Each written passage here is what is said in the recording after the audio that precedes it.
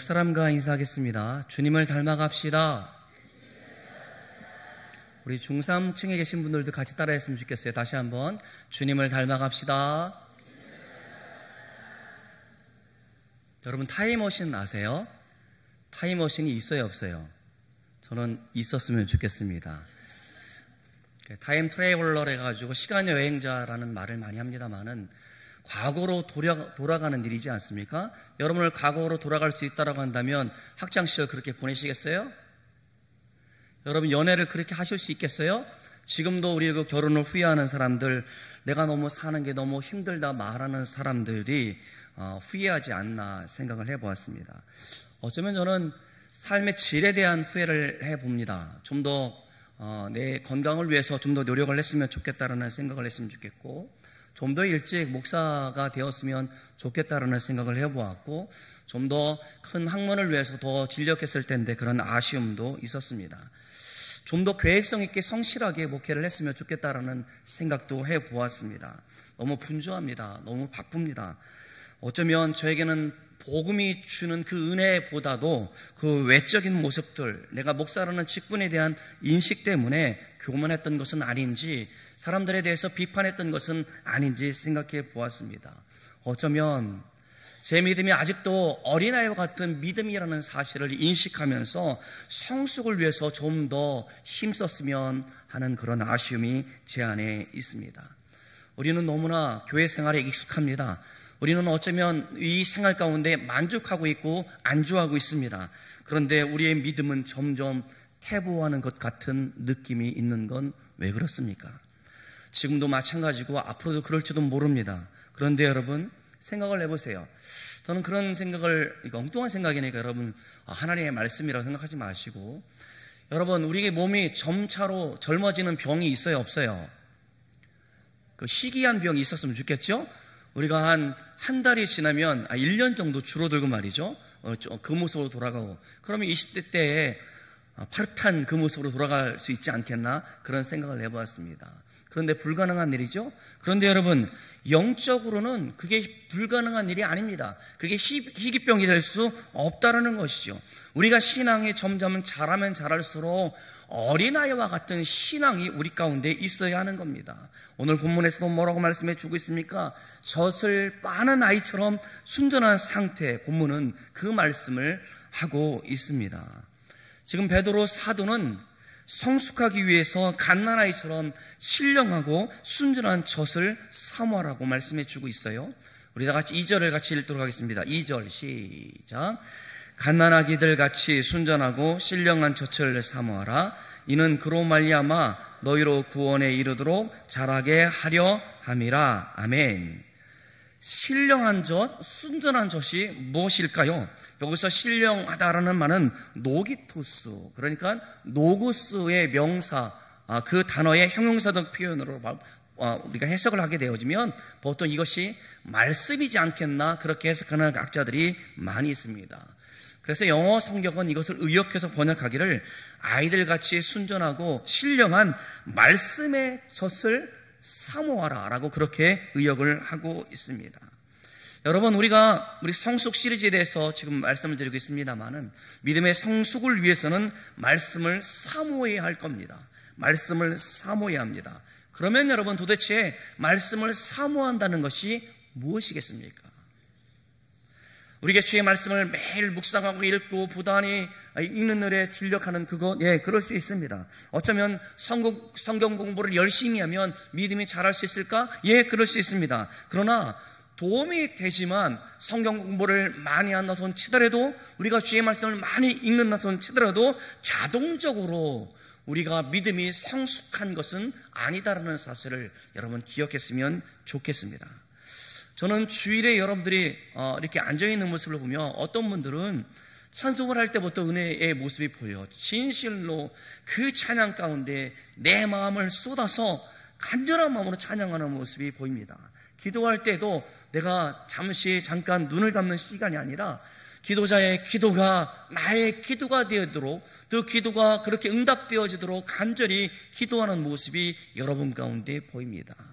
제가 늘 항상 말씀드립니다마는 여러분 교회에 먼저 일찍 시간 전에 오셔서 기도할 것이 있습니다. 그것은 설교자를 위해서 기도해야 할 겁니다. 성령의 능력으로 말씀을 증거하기 위해서. 두 번째는 설교 말씀을 듣는 내 자신의 심령의 변화를 위해서 우리는 끊임없이 기도해야 할 겁니다. 주일에 설교를 기대하면서 마음을 준비해서 한마디도 놓치지 않고 우리가 메모를 하면 우리의 믿음이 자라는 겁니까?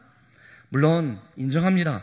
성경을 읽고 설교를 듣는 것은 매우 중요하고 유익한 일일 겁니다. 바른 신앙생활을 위해서 성경 공부가 꼭 필요합니다. 그러나 오늘 본문은 성경 공부 열심히 하십시오. 설교를 열심히 듣고 사모하십시오. 그러면 여러분이 잘할 겁니다. 라고 말하는 것이 아닙니다.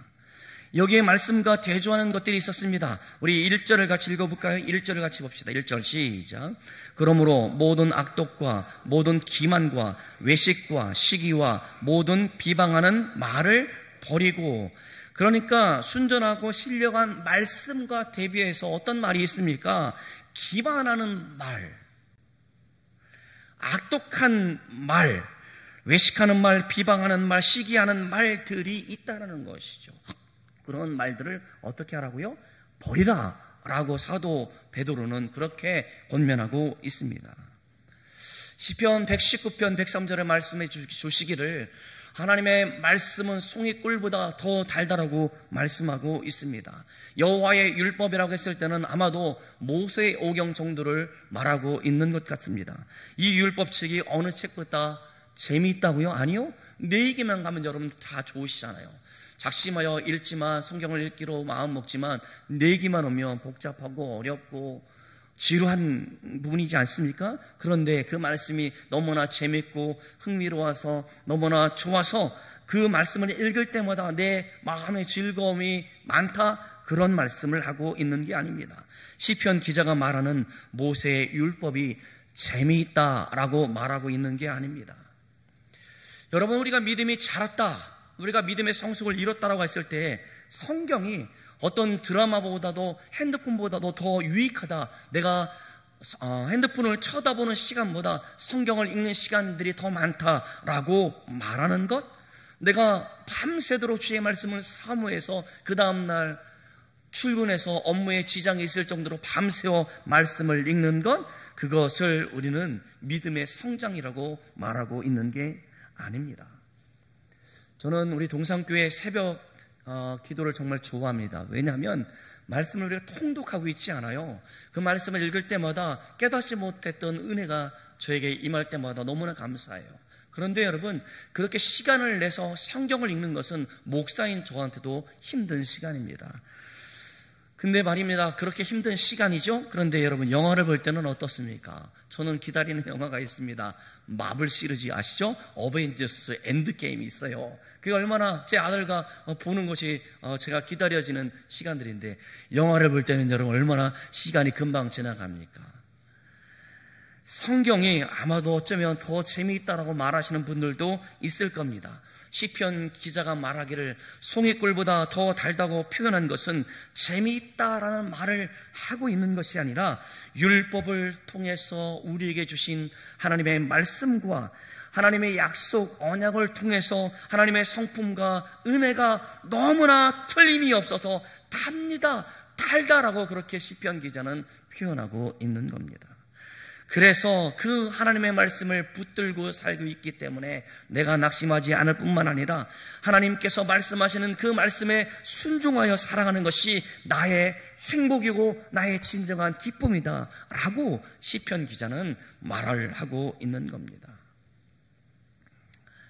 제가 오늘 새벽에 예배를 마치고 예전에 했던 교회 장로님께 문자를 했습니다. 솔직히 저는 그분이 교회를 떠날 때도 간절한 마음으로 고맙다고, 열심히 해줘서 감사하다라고 문자를 했습니다만은 그냥 퉁명스럽게 네 고맙습니다 라는 말밖에 할 수가 없었습니다. 저를 많이 힘들게 했기 때문에 그렇습니다.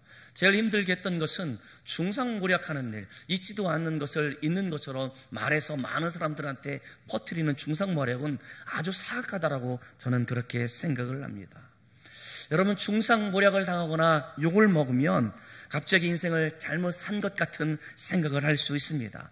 어쩌면 나에게 해를 끼친 그 사람에게 되돌려 주지 않으면 잠을 잘 수 없을 만큼 억울한 마음이 우리 가운데 있습니다. 그런데요, 주님께서 괜찮다라고 말씀하시니까, 그래도 내가 너를 용서한 것처럼, 내가 너를 사랑한 것처럼 용서하고 사랑하라 말씀하셨기 때문에 그 말씀을 붙들고 똑같이 비방하지 않고 내가 받은 그 모욕을 그대로 돌려주지 않았을 때에 오는 그 자유함을 여러분 알고 있습니까? 배로받고 말로 되돌려주는 그런 통쾌함보다 그 자유함이 크다라는 말입니다. 과연 주님의 말씀은 송이꿀보다 더 달다라고 하는 것, 그게 진실이다라고 시편 기자는 말을 하고 있는 겁니다. 여러분은 잘 알고 있어요.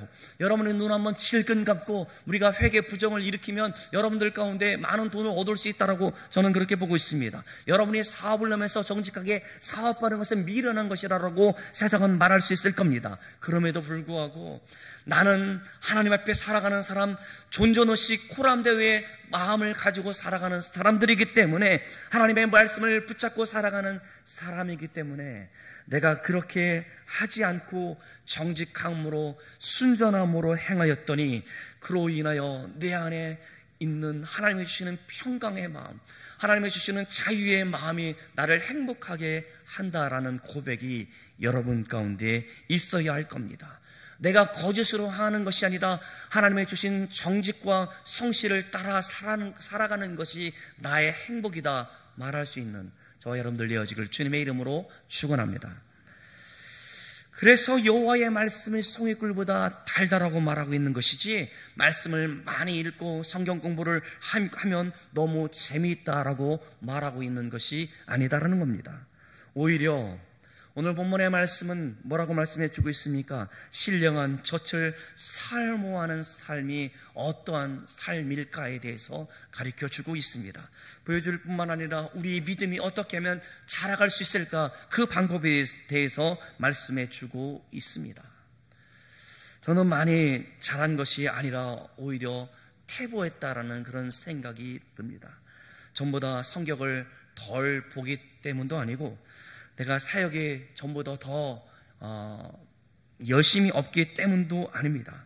어쩌면 전보다 성경을 많이 읽고 있기 때문에, 어쩌면 지식도 많이 늘었고 학문도 많이 공부했기 때문이라고 생각하는 것이 아니라, 오히려 내 마음 씀씀이가 주님께서 주시는 마음이 아니라 사람의 마음이 더 커지기 때문에 내 마음 가운데 늘 항상 비판하는 마음들, 불평하는 마음들, 오히려 내가 상처라고 부르면서 나를 합리화시키려고 하는 그런 마음들이 내 안에 있기 때문에 어쩌면 저는 더 퇴보했다라고 생각을 해봅니다. 여러분, 시간이 지나갈수록 비방의 말이 줄어야 되는데 그렇지 않습니다. 다른 사람들을 이해하는 폭이 넓어져야 되는데 그렇지 않습니다. 교회 생활을 오래 하면 오래 할수록 처음보다 더 능숙하게 비방하는 법을 배워가고 있는 것이 여러분 아닙니까? 여러분, 우리는 처음 교회 신앙생활을 시작했을 때, 우리가 하나님의 은혜를 받았을 때에는 순수한 열정과 마음속에 누구든 용서할 수 있고 미워했던 사람도 품을 수 있다라고 생각했고, 그들을 미워하고 그들을 용서 못하는 것이 엄청난 죄라고 생각을 하고 우리가 두려움 가운데 있었는데, 익숙한 교회 생활을 하면 할수록 누구를 미워하는 건 아무렇지도 않게 우리의 말 속에, 우리의 행동 가운데, 우리의 마음 속에 있는 것을 여러분 보고 있지 않습니까? 전에는 순전한 정도로 사람의 말들을 잘 믿었는데, 오히려 교회 성도의 말을 잘 믿지 못하고 있는 우리들의 모습들, 모든 게 못마땅해지고 있는 건 아닙니까? 그러면 우리는 상처를 받아서 그래 라고 합리화합니다. 중상과 거짓과 미움이 가득한 마음을 우리는 상처를 받아서 그런 거야 라면서 자기를 합리화시키고 있는 것이 저의 모습뿐이겠습니까? 여러분들도 마찬가지리라 생각을 합니다. 저는 이 말씀을 드리는 것은 여러분, 그러니까 교회 생활 적당히 하십시오라고 말하고 있는 게 아닙니다. 웬만하면 사람들 만나지 말고 조용히 예배드리고 교제하지 말고 집에 가, 이렇게 말하는 것도 아닙니다. 봉사하면 힘들고 봉사하면 많은 사람들이 시기하고 봉사하면 어려움을 겪고 있기 때문에 봉사하지 마십시오 라고 그렇게 말하고 있는 것도 아닙니다.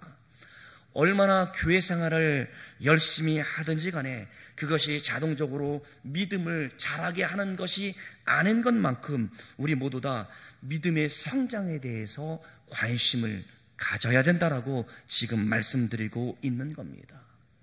믿음의 성숙은 결국은 우리 신앙인의 인격의 성숙함을 통해서 나타난다는 사실을 지금 말씀드리고 있는 겁니다. 이 믿음의 성장에 대해서 민감하지 않으면 우리는 나도 모르게 티프레스 할 수밖에 없어요.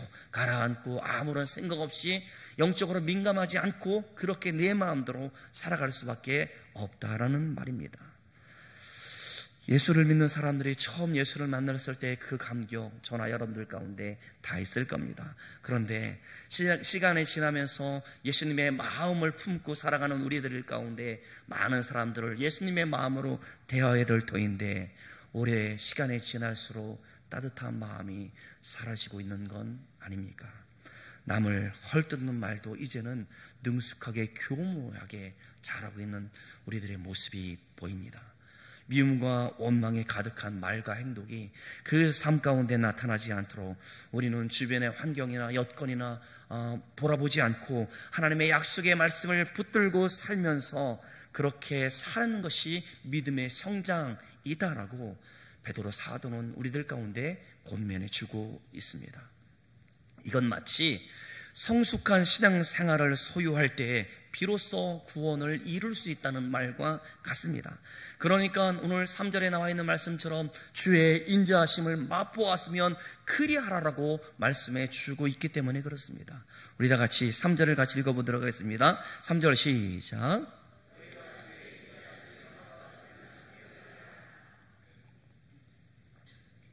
그리하십시오. 1장에서 말하기를 모든 행실에 거룩한 사람이 되라라고 사도 베드로는 그렇게 권면해 주고 있습니다. 거듭난 사람이 어떻게 살아야 되는지에 대해서 말씀해 주면서 구원에 이르도록 자라라고 오늘 3절에 말씀해 주고 있는 겁니다. 그러니까 구원을 얻기 위해서 우리가 무엇을 하는 것이 아니라 우리가 받은 구원에 합당하게 우리의 삶 가운데 그렇게 살라라고 촉구하고 있는 겁니다. 여러분, 우리가 바이블 아카데미를 통해서 우리가 구원에 대해서 배우고 있는데 우리가 예수를 믿으면 우리가 즉각적으로 거룩한 사람이 되어집니다. 그러나 우리가 날마다 거룩한 삶을 향하여 살아간다고 가르쳤습니다. 그것은 사도 바울이 말했던 것처럼 구원을 이루는 삶이에요.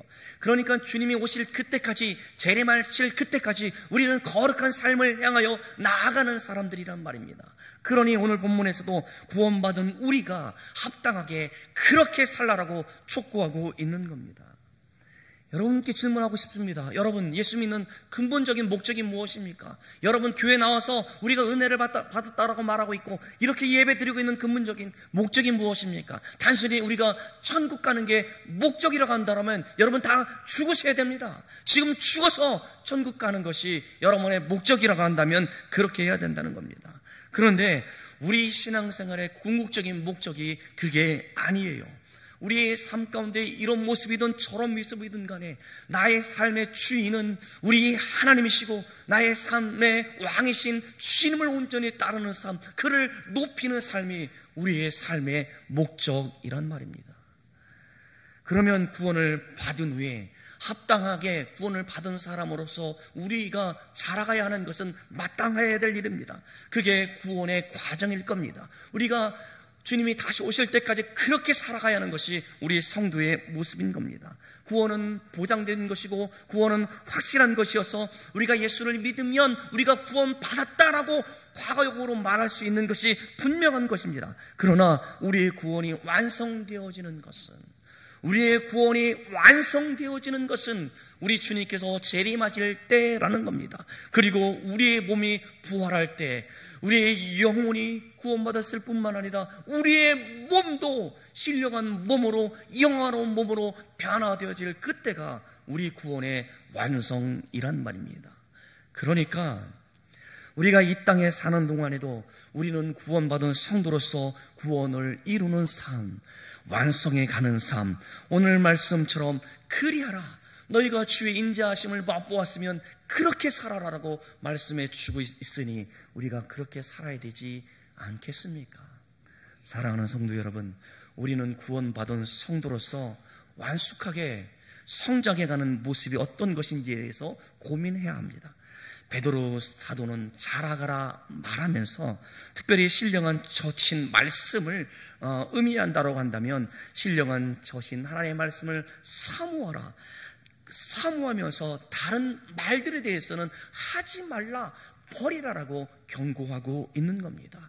조심하라고 말하고 있는 겁니다. 그것을 조심하지 않으면 우리가 믿음이 성장할 수 없습니다. 성숙한 믿음의 사람으로 살아갈 수 없다라는 겁니다. 그 성숙함이란 우리의 말 속에 악함이 있거나 속임이 있거나 시기가 있거나 외식하거나 비방하는 그런 게 전혀 없는 모습, 그게 믿음이 성숙한 사람들의 모습일 겁니다. 이것이 성숙함을 추구하는 저와 여러분의 소망이 되기를 주의 이름으로 축원합니다. 여러분, 하나님의 말씀을 믿고 살아가기 때문에 구체적으로 말씀드리자면 예수 믿는 사람들이 신앙의 성숙을 위해서 보여주기 위해서뿐만 아니라 우리의 믿음이 자라도록 위해서 조심할 것이 무엇입니까? 그것은 단 한마디로 말이에요. 말. 우리 입으로 하는 말, 그 말을 조심해야 된다라고 말씀하고 있는 겁니다. 말을 조심하지 않으면 우리 믿음이 자랄 수 없다는 거예요.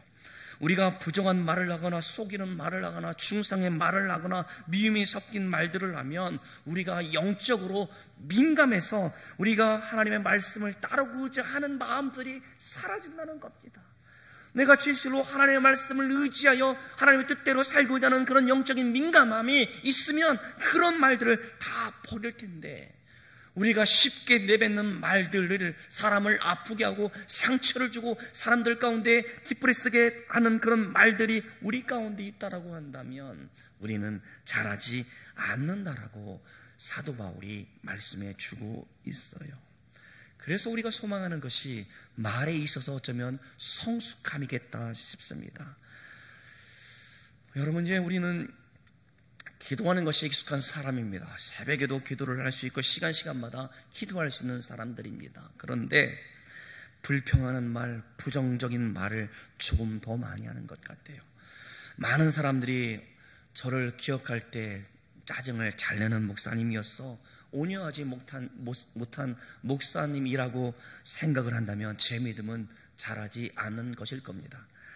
권 목사 너무 말이 많은 것 같아, 말을 듣고 있으면 그냥 우울해져 라고 여러분들이 말씀한다면 저는 믿음이 자라지 않는 겁니다. 제 말을 듣고 여러분들이 덕이 있고 위로가 있고 그 안에 따뜻함이 있다라고 여러분들이 말씀하고 있다면 저는 믿음이 성장한 사람일 겁니다. 기도를 그렇게 많이 하긴 하는데 기도를 하면서도 그렇게 불평을 한다라고 한다면 우리는 자라지 않는 사람이에요. 말썽 많은 저 사람은 좀 교회 좀 안 나왔으면 좋겠다라고 그렇게 기도하는 것조차도 그 사람은 성숙한 사람이 아닐 겁니다.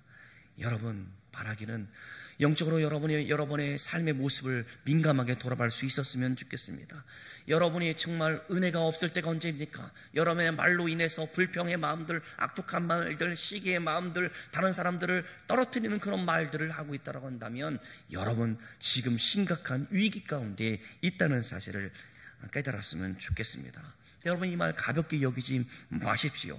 여러분, 나는 누구 때문에 이렇게 말할 수밖에 없어 라고 합리화시키지 마십시오. 내가 상처를 받아서 그렇게 반응하는 거야 라고 그렇게도 말하지 마십시오. 우리가 영적으로 민감하지 못해서 우리의 말이 그렇게 거칠어지고 있는 겁니다. 저는 서두에 신앙의 성숙은 교회 생활에 익숙한 것이 아니라고 말씀을 드렸습니다. 저와 여러분의 신앙생활의 목적이 그것이 아니라고 한다면 우리는 주님을 닮아가는 신앙의 인격에 더 많은 관심을 가져야 할 겁니다. 주님을 닮아가는 그 모습이 우리들 가운데 있어야 되지 않겠습니까? D.L. 무디 목사님이 보도박사의 말을 인용해서 한 말이 있습니다. 한 사람의 그리스도인의 믿음이 자라고 있는지 나는 알 수 있습니다. 은혜 안에서 자라고 있는 사람들은 그 성장에 비례해서 그 주 대신 하나님을 높이면서 자신이 한 일, 자신에 관한 것들에 대해서는 말을 하지 않는 그 사람이 성숙한 사람이다라고 말을 하고 있습니다. 저는 이 말이 맞다라고 생각합니다. 저도 그 기준으로 자라갔으면 좋겠어요. 여러분을 보면서 금요 기도에 나오시고 새벽 기도에 나오시고 매 주일 예배에 빠지지 않는 모습을 보면 믿음이 성장했다라고 그렇게 말할 수 있을 겁니다. 여러분, 그것이 전부가 아니다라는 사실을 여러분 아셨으면 좋겠어요. 아무개 말을 들어보면 그 속에 정말 하나님의 은혜가 있어 라고 그렇게 말하는 것, 그리고 아무개 말을 들어보면 주를 높이고자 하는 그 마음을 내가 알 것 같아, 주님을 정말로 사랑하는 것 같아 라는 그런 말을 하는 그 사람이 믿음이 자라고 있는 것이 틀림이 없습니다. 저는 여러분들이 그런 사람이 됐으면 좋겠어요. 오늘 사도 베드로는 말조심하십시오라고 율법적인 행위를 강조하고 있는 것이 아니라 내가 주의 인자하심을 맛보았으면 그리하라라고 촉구하고 있는 겁니다. 펄펄 끓어오르는 신앙적인 열심을 가지고 온 세계에 다니면서 복음을 전하는 그런 선교적인 열정을 말하는 것도 아니고 매일 목이 쉬도록 간절하게 끊임없이 그렇게 큰 소리로 기도하라고 말하고 있는 것도 아니고 1년에 10번 정도는 성경을 읽어야 되지 않겠나 그렇게 촉구하는 것도 아니고 그 모든 것이 우리의 신앙과 비례하지 않는다는 사실을 알면서 우리가 나 같은 사람을 구원해 주신 우리 주 예수 그리스도의 은혜, 그 은혜를 맛보아 알기 때문에 그 은혜 때문에 내 말을 죽이고 내 삶의 모습들, 행동들, 말 가운데 주님만 높이는 삶, 그것이 신앙의 성숙이라 라고 사도 베드로는 우리들 가운데 그렇게 가르쳐주고 있는 겁니다. 그러니까 저는 여러분들 가운데 말 조심하세요, 착하게 사십시오 라고 말하고 있는 것이 아니라 더 주님을 생각하십시오. 그러면 우리가 주님을 닮아갈 수 있습니다 라고 그렇게 말씀드리고 있는 겁니다. 사랑하는 성도 여러분, 어떻게 하면 그렇게 할 수 있을까라는 방법에 대해서 사도 베드로가 뭐라고 권면하고 있습니까? 신령한 저신, 말씀을 사모하면 그렇게 살 수 있다라고 말씀해 주고 있어요. 기만, 비방, 거짓, 외식하는 말을 버릴 수 있다라고 그렇게 권면하고 있는 겁니다. 우리의 삶이 녹록치 않아요. 삶이 개선되지 않고 늘 힘듭니다. 제가 늘상 그렇게 얘기하니까 아빠는 정말로 매일 그렇게 힘들어? 어쩌면 우리의 삶이 매일매일 힘들다 말할 수밖에 없는 상황 가운데 놓여 있는 사람들이 있습니다. 어쩌면 질병들 때문에 큰 중병을 앓고 있는 사람들은 매일매일 고통 가운데 살아가는 것이 너무나 힘든 것 저도 잘 알고 있습니다. 우리의 삶이 그렇게 힘들다 할지라도 우리가 하나님께 받은 사랑, 주 예수 그리스도 안에 있는 모든 신령한 은혜를 맛보아 알기 때문에 그 가운데서도 하나님을 높이는 삶, 하나님께 감사하는 삶, 주의 은혜에 나는 아무것도 아닙니다라고 말할 수 있는 그 사람 되고 싶지 않습니까? 그 사람이 믿음이 성숙한 사람이에요. 바라기는 여러분 모두가 그런 사람 되어지기를 주님의 이름으로 축원합니다. 기도하겠습니다. 하나님 아버지, 우리 주 예수 그리스도의 은혜 속에 사는 것이 우리의 말 가운데 나타날 수 있도록 우리를 붙들어 주시옵소서. 하나님의 말씀 가운데 귀 기울이게 하시고 주의 말씀 가운데 목도하게 하셔서 우리를 하여금 그러한 하찮은 말들을 버림으로 인해서 나를 통하여 많은 사람들 가운데 우리 주님의 은혜가 드러날 수 있도록 우리를 붙들어 주시옵소서. 우리 교회가 믿음의 공동체, 사랑의 공동체가 되어지기를 원하는데 하나님, 내가 죽어지게 하시고 내가 겸손해지게 하시고 내가 하나님의 말씀의 은혜 가운데 모든 악독한 것들을 버리는 저희들이 되어 주시도록 주여 붙들어 주시옵소서. 내가 서 있는 선교회, 하나님, 나 때문에 우리 선교회가 은혜가 넘치기를 원합니다. 하나님, 나 때문에 우리 가정이 행복한 가정이 되어질 수 있도록 주여 붙들어 주시옵소서. 하나님, 주님을 닮아가고자 엎드리는 모든 성도들 가운데 그렇게 될 수 있도록 주여 붙들어 주시옵소서. 감사드리옵고 사랑이 많으신 예수님의 이름으로 기도드리옵나이다. 아멘.